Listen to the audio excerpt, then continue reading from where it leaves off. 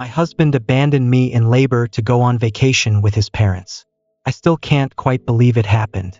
I mean, I know it happened. I have the medical bills, the therapy appointments, and the gnawing emptiness where my trust used to be to prove it. But the sheer audacity of it still hits me like a tidal wave some days. My husband, the man who vowed to cherish and protect me, left me alone in the car in labor to go on a pre-planned trip with his parents. Let me back up. We were expecting our first child, a little girl we'd already named Lily. The pregnancy had been relatively smooth, although the last few weeks were, as expected, uncomfortable. My due date came and went, and the anticipation, mixed with a healthy dose of anxiety, was palpable. Then, one Tuesday morning, at precisely 3:17 a.m., my water broke. It wasn't a dramatic gush like in the movies. It was more of a slow trickle, a persistent dampness that I initially dismissed as, well, I'm not quite sure what I dismissed it as. Perhaps I was hoping it was anything but the real deal. Denial is a powerful thing. But then the contractions started. Mild at first, like period cramps, but quickly escalating in intensity. I woke my husband, Mark, who, bless his heart, looked utterly bewildered. He fumbled for his glasses, blinking at me in the pre-dawn darkness. "Is this it?" he mumbled, his voice thick with sleep. "I think so," I managed, trying to breathe through the tightening in my abdomen. Now, here's where the story takes a turn for the utterly bizarre. Mark's parents had booked a 2-week cruise to Alaska months prior. It was a bucket list trip they'd been saving for, and the departure date, wouldn't you know it, coincided with my due date. We'd discussed it, of course. We'd agreed that if I went into labor before they left, they would postpone. Mark assured me he would stay with me no matter what. He'd be there to hold my hand, to whisper encouraging words, to witness the miracle of our child's birth. Apparently, those promises were contingent on labor adhering to a convenient schedule. As the contractions grew stronger, Mark started pacing, not with concern for my well-being, but with a frantic energy that bordered on panic. He kept checking his watch, muttering about the flight they were scheduled to catch in a few hours.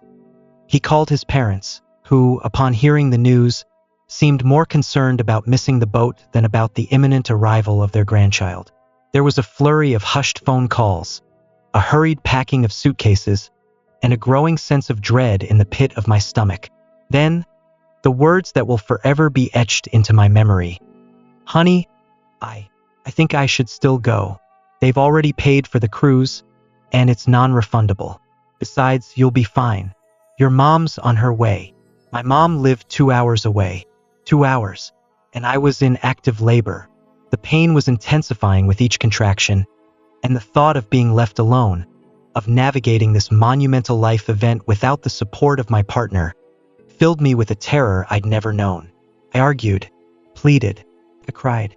I pointed out the absurdity of prioritizing a vacation over the birth of his child. But Mark was resolute. He'd made up his mind. He kissed me on the forehead, a cold, perfunctory gesture, and ushered me into the car. "Just breathe," he said, his voice strained. "Mom, we'll be here soon." He drove me to the hospital, dropped me off at the curb, and sped away. Just like that, he left me, doubled over in pain, clutching my hospital bag, while he raced to the airport to embark on a pleasure cruise. I remember stumbling through the automatic doors of the hospital, tears streaming down my face, the contractions coming hard and fast. I remember the concerned looks from the nurses, the hurried questions, the feeling of being utterly and completely alone. My mom arrived just as I was being wheeled into the delivery room. She held my hand, her presence a much-needed anchor in the storm. Hours later, after a grueling labor, Lily was born. She was perfect, tiny and pink and screaming her lungs out. And in that moment, holding my daughter in my arms, I felt a surge of love so powerful it momentarily eclipsed the pain and betrayal I'd endured. Mark called a few days later, his voice full of forced cheer. He asked about the baby, about me, about the weather in Alaska. He didn't apologize. Not then, not later. He simply couldn't comprehend the magnitude of his actions. The weeks that followed were a blur of sleepless nights, diaper changes, and hormonal fluctuations. And through it all, the question lingered. How could he do this to me? To us? To our daughter? The answer, I've come to realize, is complex. It's a tangled mess of selfishness, immaturity, and a profound lack of empathy. It's about misplaced priorities and a distorted sense of obligation. It's about a man who chose to prioritize his parents' happiness over the well-being of his wife and newborn child. We're in therapy now, trying to navigate the wreckage of our marriage. I don't know if we'll make it. The trust is shattered, the foundation cracked. But for Lily's sake, I'm willing to try. I'm willing to explore the possibility of forgiveness, of rebuilding, of creating a semblance of normalcy in the aftermath of this extraordinary betrayal. But I'll never forget. I'll never forget the feeling of being abandoned, of being left alone in the car, in labor, while my husband sailed away on a cruise to Alaska. 1 year later, it's Lily's first birthday. A day that should be filled with joy and celebration feels complicated. Mark is here, holding a brightly wrapped present, a forced smile plastered on his face. He's been trying, I'll give him that. He comes to therapy. He helps with Lily, when he remembers. He even booked a couples massage for us last week, which I canceled, still unable to bear the thought of his touch. But the chasm remains. A deep, gaping wound that refuses to fully heal. He still doesn't truly understand the depth of his betrayal. He talks about the cruise incident as if it were a minor misunderstanding, a regrettable lapse in judgment. He avoids eye contact when I mention it, mumbling something about stress and difficult decisions. He claims he was torn, as if choosing between the birth of his child and a pleasure cruise presented a genuine dilemma. I've tried to explain it to him countless times. I've described the raw terror I felt being abandoned at the hospital, the agonizing hours of labor without his support, the crushing weight of his absence. I've talked about the postpartum depression that followed, the sleepless nights filled with anxiety and resentment, the lingering fear that he might abandon us again. But it's like talking to a brick wall. He nods, he apologizes, but his words feel hollow, devoid of genuine remorse. He seems to think that simply showing up, buying presents, and occasionally changing a diaper absolves him of all responsibility. He doesn't understand that trust, once shattered, isn't easily repaired. It requires more than empty gestures and forced smiles. It requires deep introspection, a willingness to confront his own flaws, a genuine understanding of the pain he inflicted. Therapy has helped in some ways.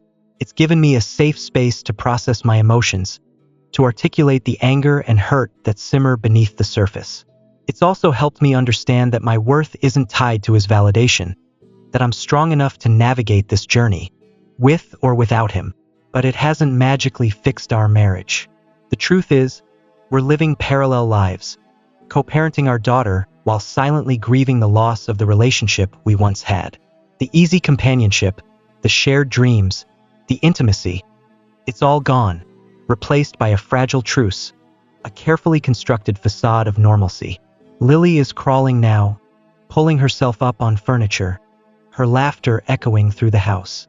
She's a constant reminder of the love we once shared, a testament to the enduring power of hope. And for her sake, I keep trying. I keep showing up to therapy.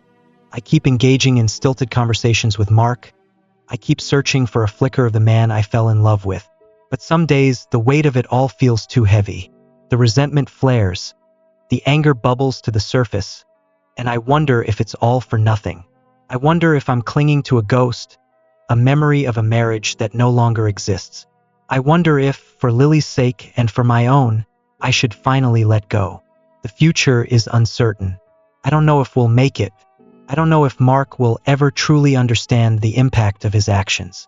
But one thing is clear, I will never forget. I will never forget the feeling of being abandoned, of being left alone in the car, in labor, while my husband sailed away on a cruise to Alaska. And that memory will forever shape the choices I make, the path I forge for myself and for my daughter.